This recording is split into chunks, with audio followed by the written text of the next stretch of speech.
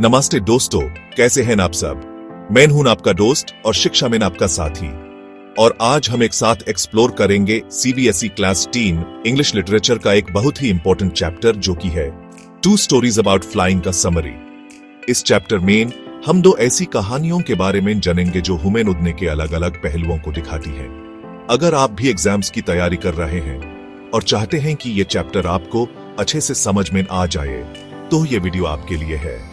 इस वीडियो में हम हर एक कहानी को डिटेल में समझेंगे, उसके इंपॉर्टेंट पॉइंट्स को डिस्कस करेंगे और ये भी देखेंगे कि ये कहानियां हुमेन क्या सीख देती हैं। चैप्टर 2 अलग कहानियों का संग्रह है जो अपने आप में बहुत ही दिलचस्प है, लेकिन इन दोनों का थीम एक ही है, फ्लाइंग मतलब उड़ना। ये उड़ना सिर्फ पंखों से नहीं बल्कि हिम्मत और विश्वास से भी जुड़ा हुआ है। पहली स्टोरी है his first flight by Liam O'Flaherty. ये कहानी एक यंग सीगल के बारे में है। एक छोटा सा सीगल यानी समुद्री पक्षी जो अभी उड़ना सीख रहा है, वो अपनी पहली उड़ान से डरता है। उसके दिल में एक अजीब सा खौफ है।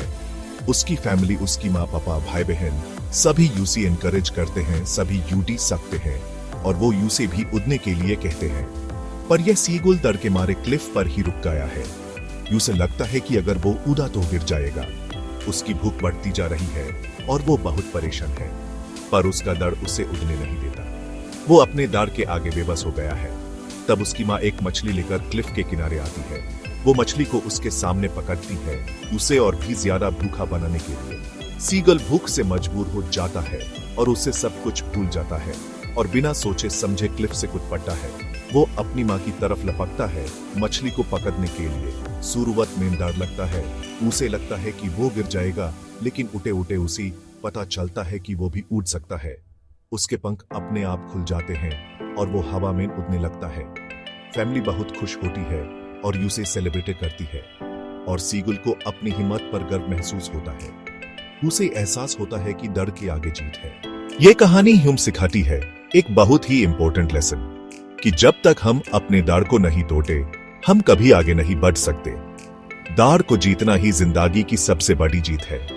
अब आते हैं दूसरी स्टोरी पर, ब्लैक एरोप्लेन बाय फ्रेडरिक फॉरसाइथ। ये कहानी एक रहस्यमयी घटना पर आधारित है।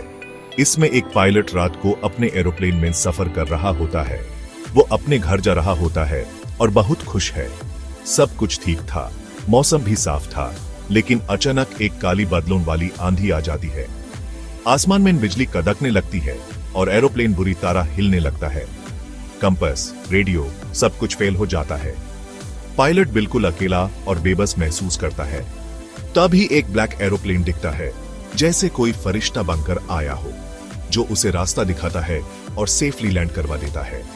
वो पायलट को एक सुरक्षित जगह पर ले जाता है। जब पायलट लैंड करता है तो वो बहुत रिलीव्ड होता है।